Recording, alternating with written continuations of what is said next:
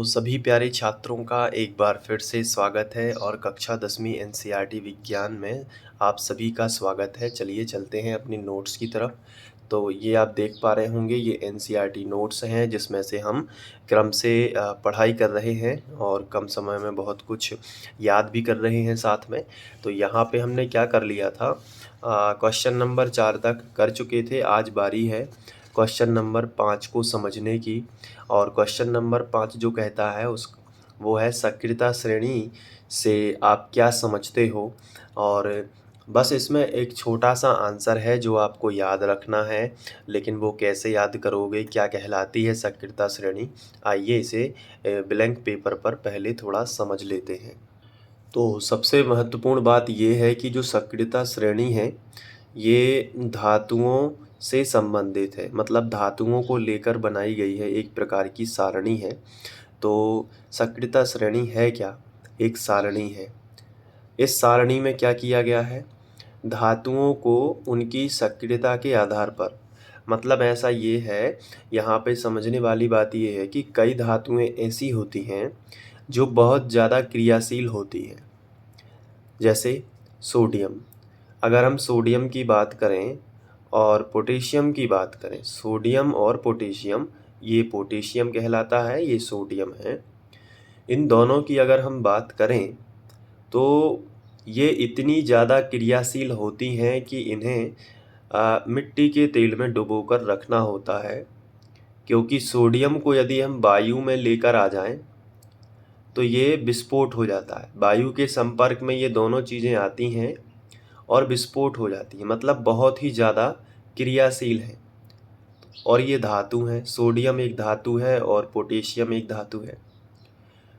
कुछ धातुएं ऐसी भी होती हैं जो ज़्यादा क्रियाशील नहीं होती, जैसे कि सिल्वर और गोल्ड।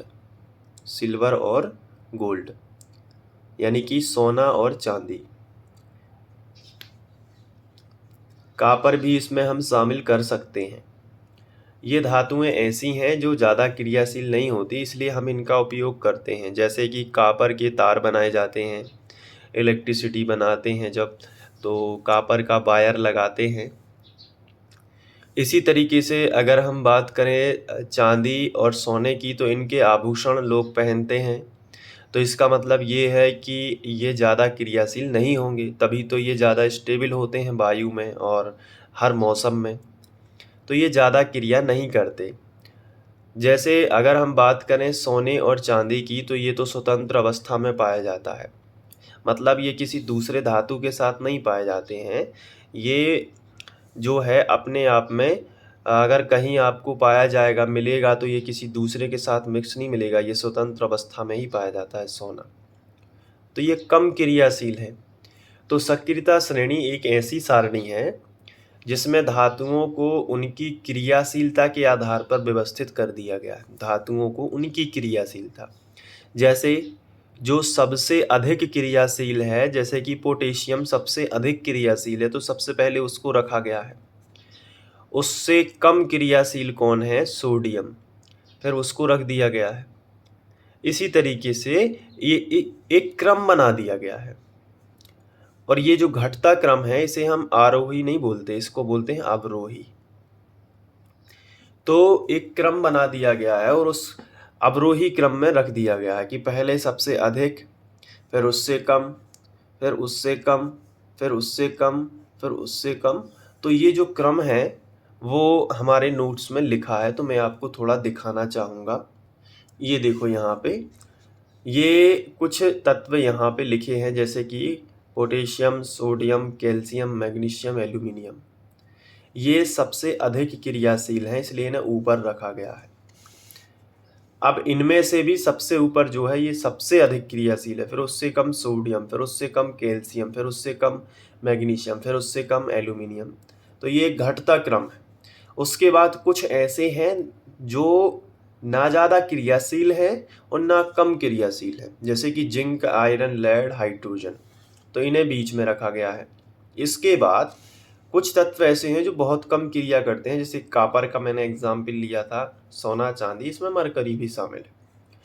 तो इनका जो है ओवरऑल यदि हम बात करें तो ये एक घटता हुआ क्रम है, देखो घट रहे हैं ना, तो इसलिए इन्हें अवरोही क्रम में रखा गया है। वह सारणी जिसमें धातुओं को उनकी क्रियाशीलता के आधार पर अवरोही क्रम में रखा गया हो, उसे सक्रियता श्रेणी कहते हैं। मतलब ऐसी श्रेणी जिसमें धातुओं को उनकी क्रियाशीलता के आधार पर अवरोही क्रम में यानी घटते हुए क्रम में रखा गया है। अब तो याद हो जाएगा ना? बिल्कुल हो जाएगा। तो अब इसको क्या करना है, एक दो बार पढ़ना है और ये लिख के देखना है, पूरा आप पे बन जाएगा। एक दो बार रिवीजन जरूर कर लेना, ठीक है। रिवीजन क्यों इम्पोर्टेंट है, ये भी आपको स्टूडेंट टिप्स नाम से फोल्डर जो बना है उसमें मिल जाएगा कि आपको यदि समझना है कि रिवीजन क्यों इम्पोर्टेंट है तो प्लेलिस्ट में चेक कर लेना, ठीक है। रिवीजन बहुत इम्पोर्टेंट रहता है और नोट्स के आधार पर इसलिए पढ़ रहे हैं ताकि बोर्ड एग्ज़ाम में कुछ क्वेश्चंस जो ज़्यादा इम्पोर्टेंट है मैं बता दूंगा, उन पर भी फोकस हो सके। और ये तो सारा सिलेबस ही है, इससे बाहर एग्ज़ाम में कुछ भी नहीं आएगा, बस आपको ध्यान से पढ़ना है, ठीक है। और एक ही जगह फोकस करो, 10 जगह फोकस मत करो, ताकि पढ़ाई आगे बढ़ सके। नहीं तो एक ही चीज़ को 10 जगह देखते जाओगे तो पढ़ाई आगे नहीं बढ़ेगी, एक ही जगह पर रुक जाएगी, ठीक है। तो अब सक्रियता श्रेणी हमने समझ ली है। अब हम नेक्स्ट क्वेश्चन में समझेंगे आयनिक बंध किसे कहते हैं, ठीक है। तो चलिए मिलते हैं नेक्स्ट वीडियो लेक्चर में। Thank you.